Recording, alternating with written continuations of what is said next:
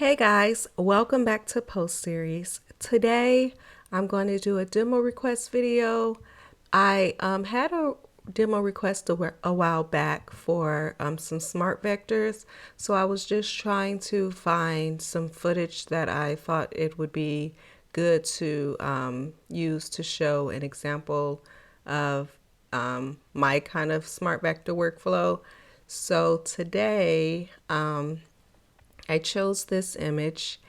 I was thinking about painting out this woman's tattoo, or also she has a little mark here on her arm. I was thinking about painting that out, but let's look at the tattoo. Maybe we'll paint the tattoo out because we do have some stuff going over the SmartVectors. Her dress, well, if we're trying to use the SmartVectors, this fabric going over the object that we want to paint out will create some problems for the SmartVectors. So it's good to know how to handle that. What else do we have? She's not moving her arm too much, so I might just stick with this little dot on her elbow, which there's a faster way to remove it instead of using the SmartVectors, but I think for a quick SmartVectors workflow, that might be a good, that might be something good to focus on. So let me show you first the very quick way to remove this. I did a video a while ago showing you guys, it was a reflection cleanup video where I used this median workflow. So actually, if we just wanted to kind of remove that dot, there's several ways to just do it very easily.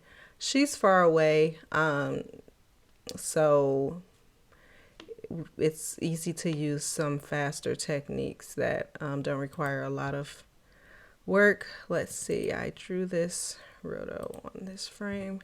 So basically I just drew a roto shape. I created a median node. I changed the size to 6, and then I'm just merging that on top. So basically I would just create a roto node to cover that dot throughout all the frames, and then I would mask out my median to clean that up. So that's like the fast way to do it. But since I want to show you guys the SmartVector workflow, let's turn this off for now, and let's look at this in the SmartVector sense. So if I was watching this footage and I'm going to use SmartVectors, what I would be paying attention to is the different angles that she's moving her arm, because basically I'm going to have to create a clean patch for any area that is lit differently, and also the angle is different. So I'll just start the process now. So I'll just create a few frame holds that are gonna kind of show me where I'm going to be creating my patches for this. So I'll create one probably on this frame that can go, and then I'll create one on this frame. If you create a node, you want to create the same node right after, you can just double tap the tab key and it will create the same node again for you. So since I'm just creating a few frame hold nodes, instead of having to press tab and type it out, you can just press tab twice and it'll create one for you. So let's keep moving through. I think that patch, now we see this angle is changing here. So I'll just say, okay, we create a patch for that angle. So we'll have one there. And then let's see, let's keep going. And probably something for that. So whenever things are kind of changing, lighting, color, angle, whatever, you might want to create another patch for that. And that's only so that the skin blends the same. Her entire arm is in the shadow, so honestly, I might not even like need to create so many patches, but I like to at least kind of have a setup of where I think I might need a patch. So this is the steps that I kind of go through. So we have one at 133, and then her arm's a little extended here. So of course we could either do one here and then also here. Yeah, I'll just say I'll do one here. I might not use this particular one, but I'll just set it up in case I'm planning to use it. Well, actually, in case I need it. And then we'll do one where her arm's fully extended. So right off the bat, we have 6 frame holds where we might use for our SmartVectors, and then she's moving her arm, so we could also create one maybe here, maybe here, and then maybe there. But I'm not going to create all these. I'm just going to show you guys the steps. I'm just for now going through the steps that I would go through when I'm looking at my footage to figure out where I need to create those different paint setups, or my different paint outs of the tattoo that I'm going to then use the SmartVectors to connect. So I actually don't like to see the line for my viewer node, so I always turn it off. I just hate when it's like connected everywhere. So let's start with the first one. So we have this first frame, which we had frame 115. So I'll go ahead, create my paint node by pressing P, and then I'll just do a little clone, clean up. We want to change it to all frames, and then this footage is just, it's HD, so it's not like the best, but I think for this example it's good enough. So let's see, I'll just paint that out. So I have that, and then let's go back, and we're on 115 we did, so we have that. And then I'll just draw a roto shape for that area so that I know that's the area that I'm going to use. Maybe I'll go a little bit closer to the edge here. Okay, so I have my first shape. Now what I'll do, let's go ahead and create a copy node. I like the copy pre-malt workflow. I actually am going to be I think I'm gonna just move these for now because I'm going to work gonna set this up a little bit on the side. So I think for now I'll move these a little bit out of the way. So I'll create my setup here, and actually I'll do something like this. This is just how I like to have my stuff set up. And then what I'm going to do is, let's turn this here. Let's do our pre-malt, and then let's do our merge over. So now we have this set up over this. Now, of course, there's no tracking information here, and that's what we're going to use the SmartVectors for. So let's move this up a little bit. And we want this patch to track as much as possible with that shape. And of course, I like to add an edge blur after my roto nodes, just so I make sure I don't have any sharp matte lines. And then let's go ahead and create our vector distort as well as our SmartVector. So you can render these SmartVectors out. Of course, it will be a lot lighter. So normally you definitely would want to do that. For the sake of this example, I'm not going to be rendering anything out. I'm just going to use it live. I'm going to move it around like this. You guys will see why I'm setting it up like this. So we set that up. Go ahead and change that. I hope my Nuke doesn't crash. So we have our smart vector. I like to just bump this up to 1. That's going to be a lot heavier, but that's a good reason to render it out so you don't have this heavy node boggling down your script. But again, I'm going to leave all these live for now. And then we have the vector distort. So we would want to set our reference frame, which is the frame we painted on. And then we would leave it to source. You have the option to, if you're using STMap, which you can render out your smart vectors to STMap. But again, we're just going to leave this. And now that we have this set up, we have our painted frame, and then we have our smart vectors to use for our tracking information. And let's see how this is looking. Let's see how many frames this works for. Yeah, let's see. It's gonna be so heavy. Let me turn on my region of interest, because it's just a little area we're looking at here. So the region of interest is good, so that you are not wasting processing time on any part of the image that you don't need. I forget, she didn't move her hand that much. So then I'll just press Q to turn off that box so that it's not in the way. I can see everything clear. And again, sorry for the quality of this footage, but this is what I had today. And let's see how many frames this works for.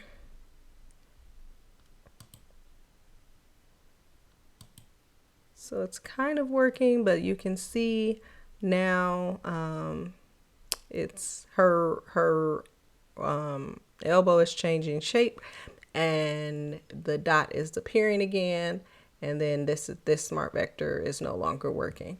So this is frame 119. So let's see if I was close when I marked up my next paint. Yep, 118. So I knew that once the angle started changing that we were going to need a new new paint out for that. And again, of course, the median's much faster. I'm just showing you guys this workflow. So let's take that frame hold and let's create our next patch. Now, let's see how I'm going to set this up actually. I think I will leave this here.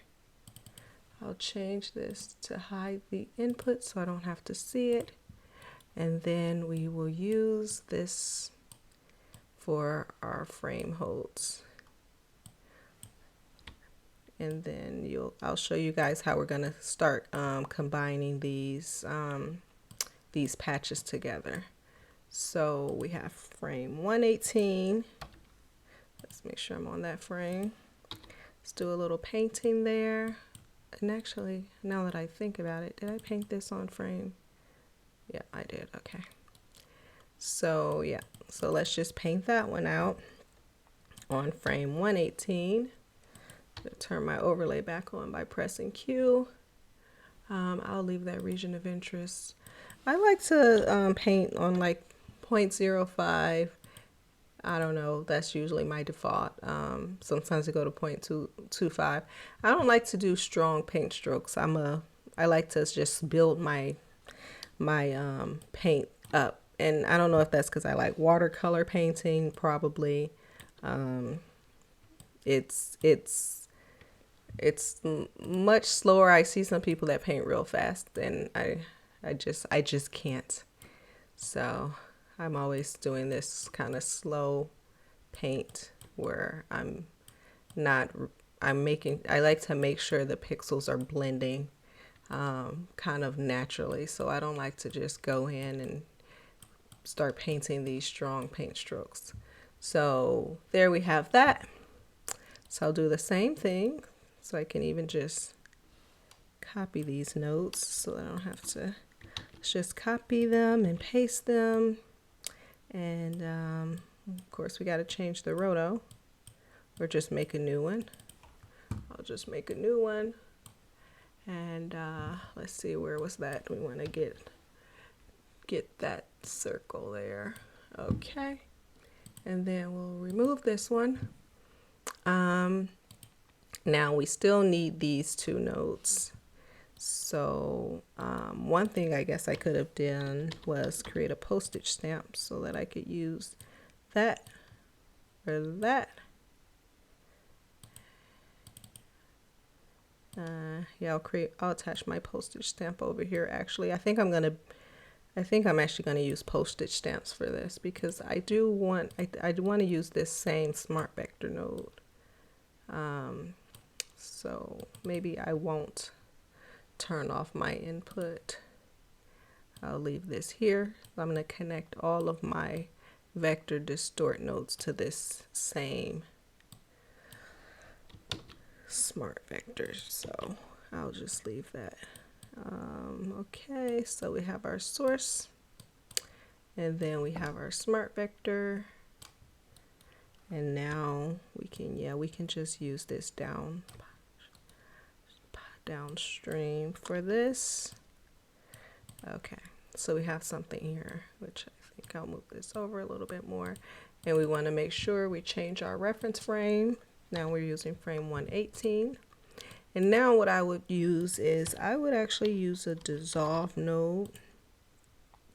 You can use a dissolve node or something similar to dissolve between this setup, which works for frame 115, and then this setup, which is working for frame 118. So we'll go ahead and set this to be at 1 on frame 118, and we will set this to 0. Let's go to frame 115.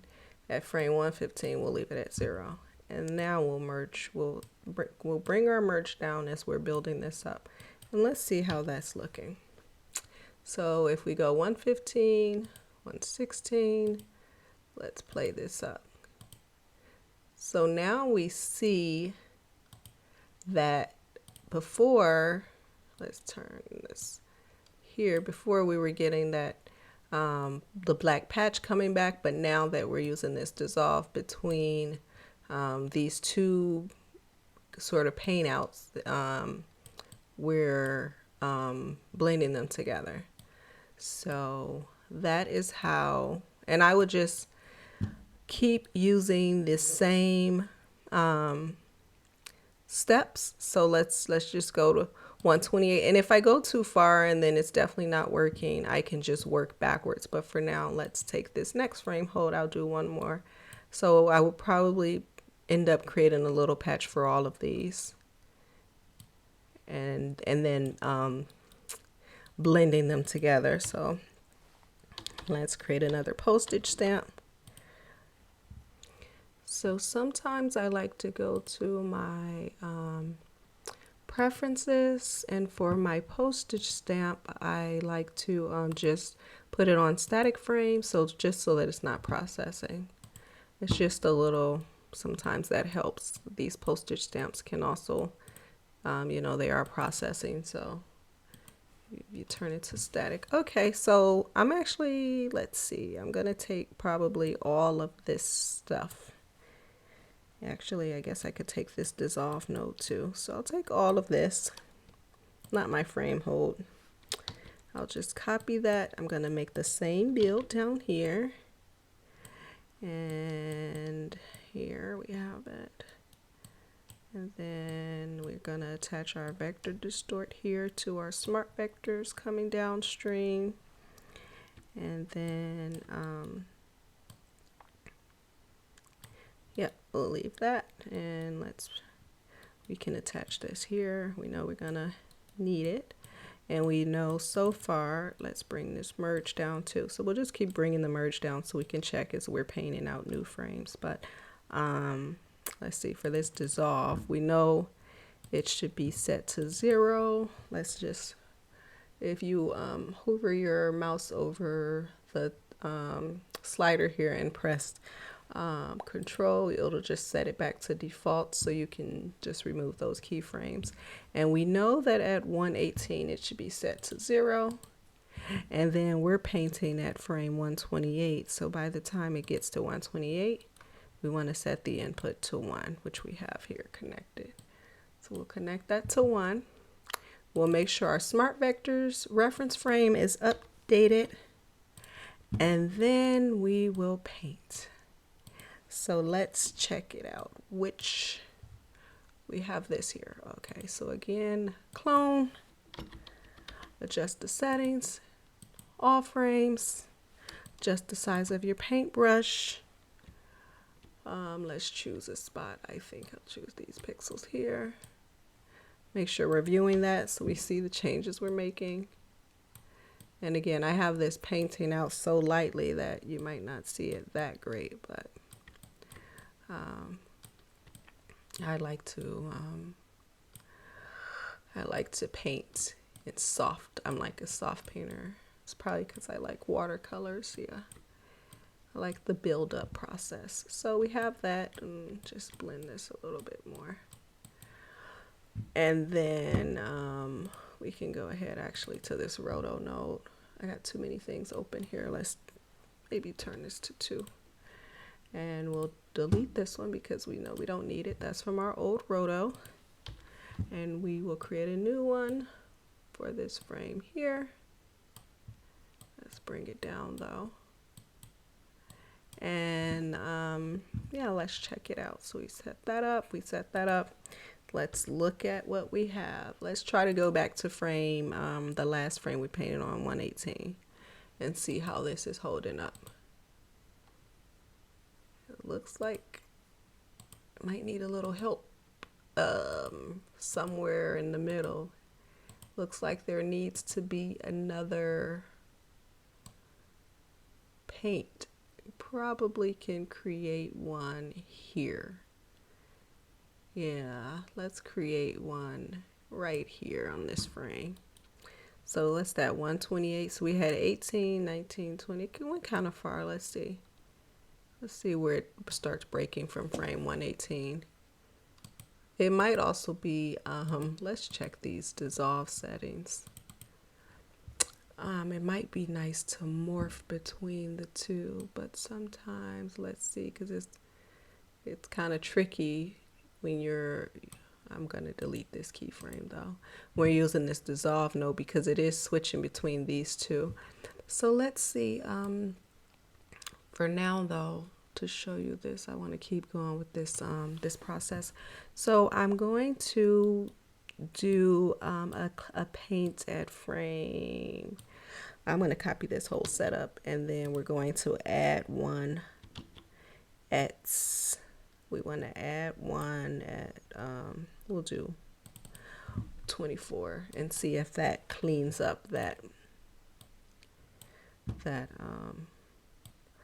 messy frame there that we have. Let's check it out. So one, again, let's just go ahead, and I'm just copying all this stuff, so we do want to make sure everything's set to the right number. All our reference frame, our dissolve, so we'll set our dissolve to be at 0 for 118, and then at 124 to 1. Now we already have some paint work here that we don't need. We'll just delete the ones that we painted earlier for the last setup. Just delete those. We can also delete this. We're going to make a new one. What else? I think that should be good. I'm going to have to adjust this one soon, but for now we want to see how this one's working. Okay, and we didn't attach our postage stamp to anything, so let's look at this now at 124. So let's just go ahead and paint that out. This time, actually I am going to delete that. I'm going to just do some big strokes here, and let's make sure we're viewing that again so we can see what we're doing. Let's see. So we have this. And then we have this. Let's keep going. Oh, I might need to bring this up from my 0.05. I try to not, even though I like to build mine up, I do try to make sure I don't have a lot of strokes, because of course these strokes also can boggle your script down. And also sometimes if you have more than 100 paint strokes in one roto paint node, you run the risk of your script getting corrupt. So whenever I get to like 90, I just make a new node. I don't go beyond that. I've had enough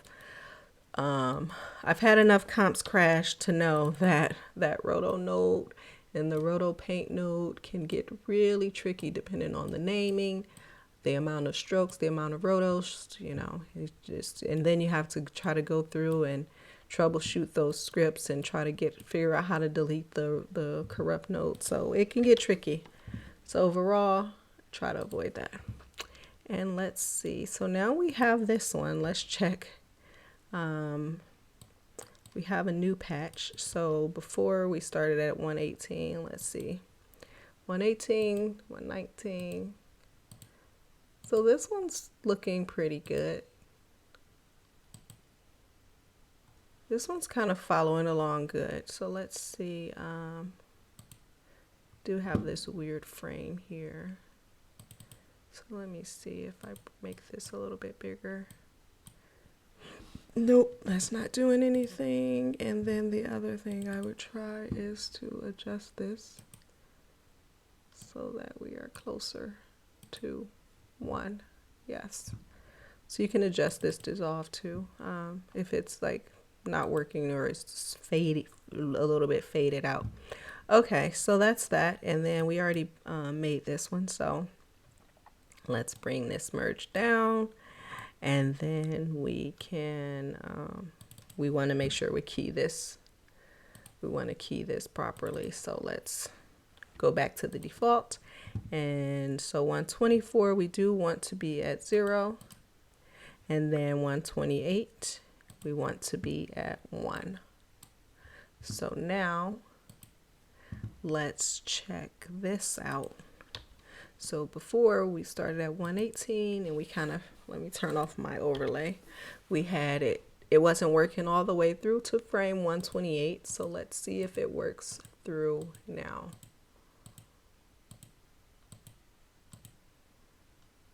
So we have now, you know, the paint could use a little work, but the patch is carrying over now. So we started off, so this can get pretty lengthy building all these up. You know, but sometimes, I mean, again, I could have used something simpler for this to clean that mark out. But as far as using SmartVectors and combining SmartVectors and how you need to pinpoint which frames you need to create a new patch and a new reference frame for, this is a good way to show you those steps. Let's see. So yeah, we started at 115. And we could not use, and then we went to 128. We would not have been able to use that same patch. As you saw, it started breaking before I set up this clean up on 124. So sometimes you have to go through and find the frames that it's breaking. You can adjust your dissolve, or you could use a morph to go between the two setups or something like that. You would have to adjust them. So for now, let's change this to 8 so it plays a little slower. For now, we do have something that is going for those frames. To remove that little mark on her arm. And since I already know which frames I need to paint on, these are my like starters. And then if I needed more in between, you could just add one once you see where it's breaking.